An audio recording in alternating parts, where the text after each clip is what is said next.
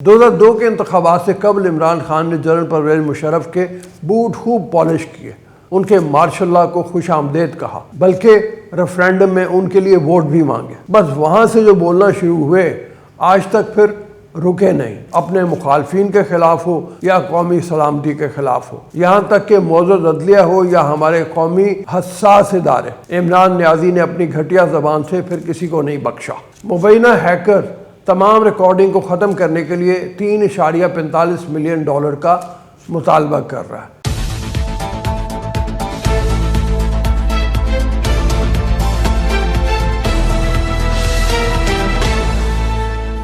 بسم اللہ الرحمن الرحیم، السلام علیکم، میں ہوں عبدالرؤف اور آپ دیکھ رہے ہیں باغی ٹی وی۔ اگر کوئی مہذب انسان باضمیر یا باصول ہو تو وہ انسانی و اخلاقی معیار سے گری ہوئی کوئی بات کرے گا نہ حرکت۔ اگر بھولے سے اسے اس نوع کی کوئی لغزش ہو بھی جائے تو وہ شرمندگی سے معافی کا طلبگار ہوگا۔ اس کے برعکس بے اصول لوگ کبھی بھولے سے بھی اچھائی کر رہے ہوں گے تو ان کے اندر بھی کوئی نہ کوئی غرض ضرور ہوگی۔ ایسے لوگ ہمہ وقت اس طاق میں رہتے ہیں کہ کیسے اپنا مطلب نکالنا ہے۔ بظاہر ناک پر مکھی نہیں بیٹھنے دیں گے، اندر خانے طلبے بھی چاٹیں گے۔ کسے معلوم نہیں کہ اس ملک میں دہائیوں سے ایک ایسا ہائبرڈ سسٹم نافذ العمل ہے جو مصنوعی نظریے، جھوٹے پروپیگنڈے اور اول و آخر مفاد و فراڈ پر چل رہا ہے۔ عوام جائیں بھاڑ میں، انہیں تو اپنا الو سیدھا کرنا ہے۔ یہاں 3 مرتبہ وزیر اعظم منتخب ہونے والے قومی قائد کے خلاف اپنی مطلب برادری کے لیے وہ گھناؤنا پروپیگنڈا کیا گیا کہ جیسے سب سے بڑا قومی مجرم، چور اور ڈکیت وہی ہے۔ ایک کٹ پتلی کو اقتدار کے سنگھاسن تک پہنچا کر مصنوعی چالوں سے عوام پر مسلط کر دیا گیا، لیکن ایک کٹ پتلی اور سیاستدان کا فرق کب تک چھپایا جا سکتا تھا؟ اصلیت ایک نہ ایک روز واضح ہو کر رہتی ہے۔ آج جیسے جھوٹے پروپیگنڈا کی دھول بیٹھ رہی ہے، بہت سے حقائق واضح و آشکار ہو رہے ہیں۔ عمران خان کو کب اور کیوں کس نے پاکستانی سیاست میں لانچ کیا، اس پر تو مختلف آ رہا۔ ہم کم از کم ان کو کوئی ایجنٹ یا ان کی حب الوطنی پر سوال نہیں اٹھائیں گے، مگر حقائق اور ان کی حرکات کا جائزہ ضرور لیں گے کہ آیا وہ جان بوجھ کر کسی کے کہنے پر ملک میں انتشار کی فضا اور عدم استحکام کا باعث کیوں بن رہے ہیں۔ پاکستانیوں کی نظر میں وہ کرکٹ ورلڈ کپ جیتنے والے کپتان، شوکت خانم ہسپتال بنانے والے فلاحی ورکر اور ایک سیدھے سادے انسان تھے۔ وہ ذاتی طور پر 1997 اور 2002 کے انتخابات کے دنوں میں اس سے کہیں ذرا پاپولر تھے جتنے ان دنوں ہیں، لیکن پھر کچھ ATMs ان کے ساتھ ایسے ملے اور ان کو حکومت بھی مل گئی۔ بدترین حکمرانی کی مثال قائم کی اور لوگوں کا یہ خیال نہ تھا کہ وقت آنے پر وہ فرح گوگی، خاور مانیکا، بجدار، محمود خان، پرویز الہی، خسرو بختیار، شہزاد مرزا، زلفی بخاری اور شہباز گل جیسے لوگوں کے ذریعے حکومت چلائیں گے۔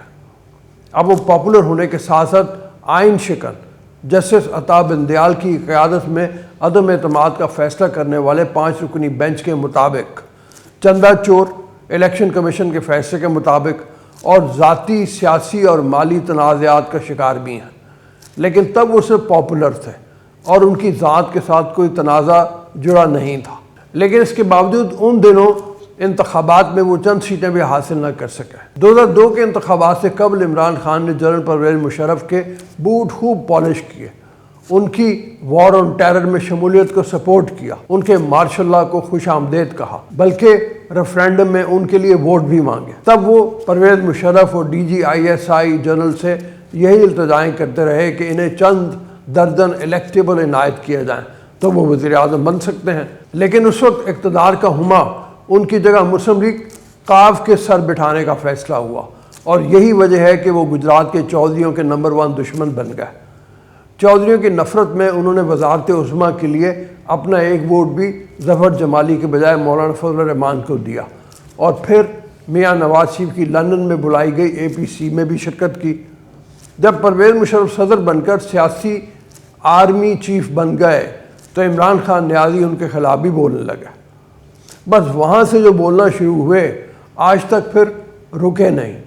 وہ بولنا چاہے اپنے مخالفین کے خلاف ہو یا قومی سلامتی کے خلاف ہو، یہاں تک کہ معزز عدلیہ ہو یا ہمارے قومی حساس ادارے۔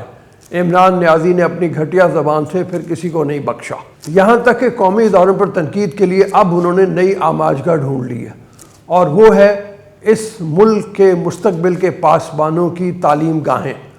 اب یونیورسٹیوں میں جا کر آنے والی نسل کو قوم اور اداروں کے خلاف خوب بھڑکایا جا رہا ہے۔ مسٹر ایکس وائی میرے خلاف سازشوں میں مصروف ہیں، میں عوامی سونامی لے کر اسلام آباد پر یلغار کروں گا تو 25 کلومیٹر کی حکومت والوں کو کہیں پناہ نہیں ملے گی، وغیرہ وغیرہ۔ کیا جی سی یو کے طلباء کو پوچھنا نہیں چاہیے تھا کہ انکل آپ ہمارے سامنے یہ اتنی بڑی بڑی چھوڑ کر گئے ہیں، جس امریکی سازشی بیانیے کی کہانیاں سناتے رہے ہیں، کیا یہ ہمارے ساتھ مذاق نہیں تھا؟ ان معصوموں کو کون بتایا کہ یہ شخص اپنے تمام تر قومی اداروں کے ساتھ مذاق کر رہا ہے، اس بدنصیب ملک و قوم کے ساتھ سازشی کھیل کھیل رہا ہے، 22 کروڑ عوام کے ساتھ پچھلی ربع صدی سے اس نوع کے کھیل تماشے کر رہا ہے۔ مگر بہت ہو چکی، اب بس کر دیں، سیاست چھوڑ کر کرکٹ کے کوچ بن جائیں۔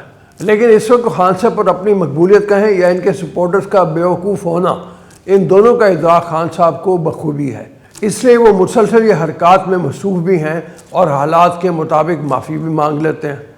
خاتون جج سے متعلق توہین آمیز الفاظ کے معاملے پر توہین عدالت کیس میں چیئرمین تحریک انصاف عمران خان نے بیان حلفی جمع کرا دیا۔ عمران خان کی جانب سے اسلام آباد ہائی کورٹ میں جمع کرائے گئے بیان حلفی میں کہا گیا ہے کہ گزشتہ سماعت پر عدالت کے سامنے جو کہا اس پر مکمل عمل کروں گا۔ عدالت اطمینان کے لیے مزید کچھ کہے تو اس پر مزید عمل کرنے کے لیے تیار۔ بیان حلفی میں عمران خان نے کہا کہ دوران سماعت احساس ہوا کہ 20 اگست کو تقریر میں شاید ریڈ لائن کراس کی۔ اگر جج کو یہ تاثر ملا کہ ریڈ لائن کراس ہوئی تو معافی مانگنے کو تیار ہے۔ عمران خان نے اپنے بیان حلفی میں لکھا ہے کہ تقریر میں جج کو دھمکی دینے کا ارادہ نہیں تھا، ایکشن لینے سے مراد لیگل ایکشن کے سوا کچھ نہیں تھا۔ 26 سال عدلیہ کی آزادی اور قانون کی حکمرانی کے لیے جدوجہد کی۔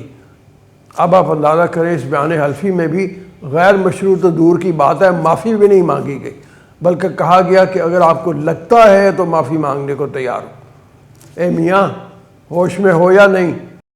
پچھلے تقریباً 2 ماہ سے ہر رہنما، ہر عدالت، ہر جج تمہیں کہہ کر تھک گئے ہیں کہ اگر مگر نہیں، تم نے غلط کیا ہے اور معافی مانگو، مگر تم اپنے ہی جہان میں مدہوش ہو۔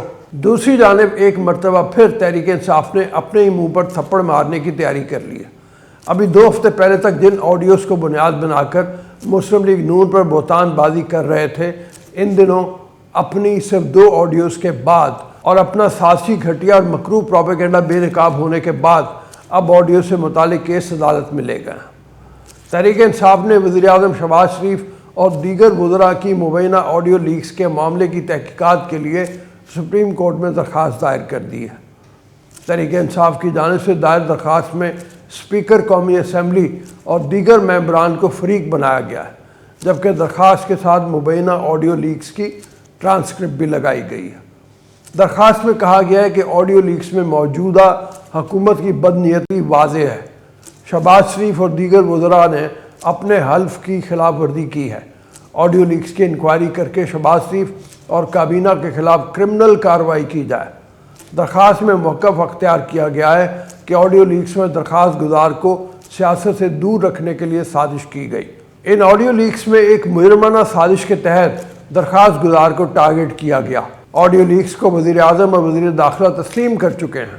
درخواست میں رانا ثناء اللہ، اعظم نذیر تارڑ اور ایاز صادق کے خلاف فوجداری کارروائی کی استدعا کی گئی ہے۔ درخواست میں مزید کہا گیا ہے کہ تحریک انصاف کے ارکان قومی اسمبلی کے استعفے پلاننگ سے منظور نہیں کیے گئے۔ استعفوں کی مرحلہ وار منظوری سے متعلق زیر التوا کیس کے ساتھ یہ درخواست منسلک کی جائے۔ انکوائری کمیشن وزیر اعظم شہباز شریف و وزیر داخلہ رانا ثناء اللہ سے انکوائری کرے، جبکہ اعظم نذیر تارڑ، خواجہ آصف، احسن اقبال، ایاز صادق اور اسپیکر قومی اسمبلی سے بھی انکوائری کی جائے۔ درخواست میں استدعا کی گئی ہے کہ نئی صورتحال پیدا ہونے سے قبل عدالت سے استدعا ہے کہ وہ جوڈیشل نوٹس لے۔ اوپن سورس انٹیلیجنس انسائیڈر کے مطابق لیک ہونے والے آڈیوز 100 فائلوں پر مشتمل اس گفتگو کا حصہ ہیں، جس کا دورانیہ 140 گھنٹے اور سائز 8 GB ہے۔ مبینہ ہیکر تمام ریکارڈنگ کو ختم کرنے کے لیے $3.45 ملین کا مطالبہ کر رہا ہے۔ یہ ریکارڈنگز 20 اگست سے پہلے سے برائے فروخت ہیں۔ اوپن سورس انٹیلیجنس انسائڈر کا یہ بھی دعویٰ ہے کہ یہ گفتگو ٹیلی فون سے حاصل نہیں کی گئی بلکہ وزیر اعظم کے دفتر میں براہ راست ریکارڈ ہوئی ہے۔ ان میں سے کچھ ریکارڈنگ کو سوشل میڈیا پر جاری کیا گیا جہاں عام آدمی سے سن سکتے ہیں۔ ہیکر کا مزید دعویٰ ہے کہ ان کے ملک کے حساس اداروں کے سربراہان کی گفتگو کی ریکارڈنگ بھی دستیاب ہے۔ اس واقعے نے وزیر اعظم کے دفتر کی سیکیورٹی کی بابت تشویش بڑھا دی ہے۔ نیز انٹیلیجنس اداروں کے کردار یا عدم موجودگی کو بھی کم تشویشناک نہیں سمجھا جا رہا۔ اس سارے معاملے کی تحقیقات ازحد ضروری ہے۔ دیکھتے ہیں آگے آنے والے دنوں میں کیا پیش رفت ہوتی ہے۔ فی الحال مجھے اجازت دیجیے، پھر ملیں گے اگلے ولاگ میں۔ جانے سے پہلے آپ سے درخواست ہے کہ چینل کو سبسکرائب کریں، ویڈیو کو لائک کریں، شیئر کریں اور کمنٹ سیکشن میں اپنا فیڈ بیک ضرور دیں۔ اللہ آپ کا حامی و ناصر ہو۔